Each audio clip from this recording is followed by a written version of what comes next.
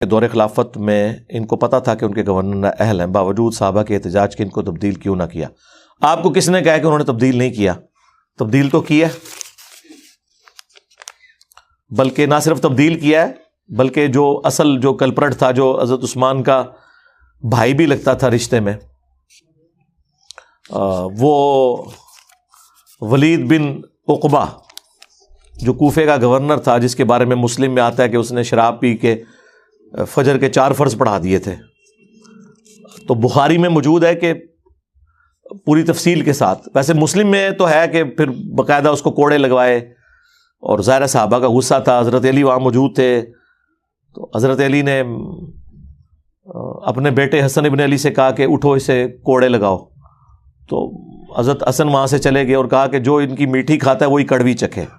یعنی وہ حضرت عثمان پہ غصہ کر رہے تھے کہ اگر اس طرح کے گورنر لگاتا ہے تو کڑوی بھی یہ خود چکھے، کیونکہ ہم بنو ہاشم سے ہیں، یہ بنو امیہ سے گورنر ہے، اگر ہم انہیں کوڑے لگائیں گے تو یہ اس کو خاندانی دشمنی بنا لیں گے۔ پھر وہاں پہ عبداللہ بن جعفر بیٹھے ہوئے تھے، جعفر طیار کے بیٹے تھے، اور ان کی والدہ کے ساتھ پھر الٹیمیٹلی بعد میں جا کے حضرت علی نے نکاح کر لیا تھا اسما بنت امیس نے، پہلے حضرت ابوبکر نے کیا، ان سے محمد بن ابی بکر پیدا ہوئے، اور پھر حضرت ابوبکر کی وفات کے بعد حضرت علی نے شادی کر لی، تو یہ 2 بیٹے تو آپ کو سمجھ لیں پیرلل میں پالنے پڑے، عبداللہ بن جعفر بھی اور محمد بن ابی بکر بھی۔ ایک بھائی کا بیٹا تھا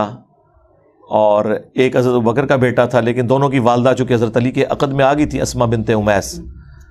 تو ان کی پرورش انہوں نے کی، بلکہ حضرت زینب کا نکاح بھی عبداللہ بن جعفر کے ساتھ ہوا جو حضرت علی کی بیٹی تھی۔ تو اس وقت عبداللہ بن جعفر سے پھر حضرت علی نے کہا تم کوڑے لگاؤ، انہوں نے 40 کوڑے لگائے، تو حضرت علی نے کہا بس،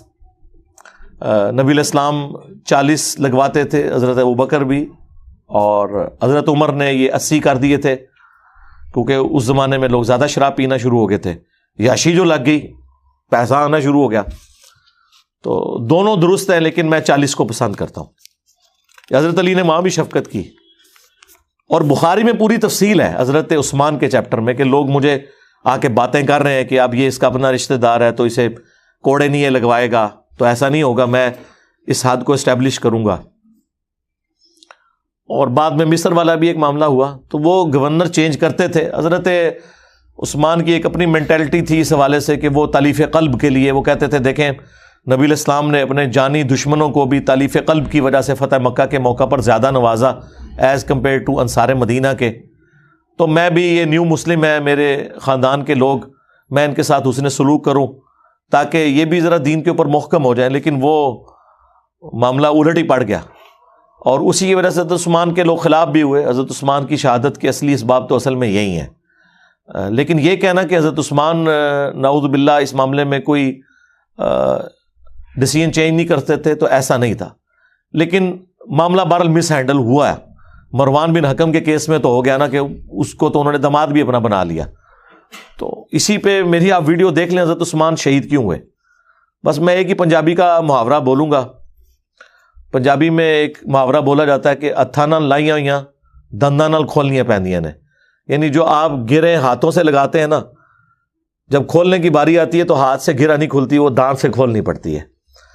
تو وہی مروان بن حکم حضرت عثمان کی شہادت کا سبب بھی بن گیا، جس کو اور اس کے والد کو نبی علیہ السلام نے مدینہ بدر کروایا تھا، المعجم الکبیر طبرانی میں ملتا ہے۔ اب یہ ایک تکلیف دہ ٹاپک ہے، میں بار بار اس پہ تفصیلی بول نہیں سکتا، میں ورڈکٹ اپنی دیتا ہوں، جسے شوق ہے تو وہ ویڈیو دیکھ لے حضرت عثمان شہید کیوں ہوئے، تو وہ آپ کو کلیئر ہو جائے گا۔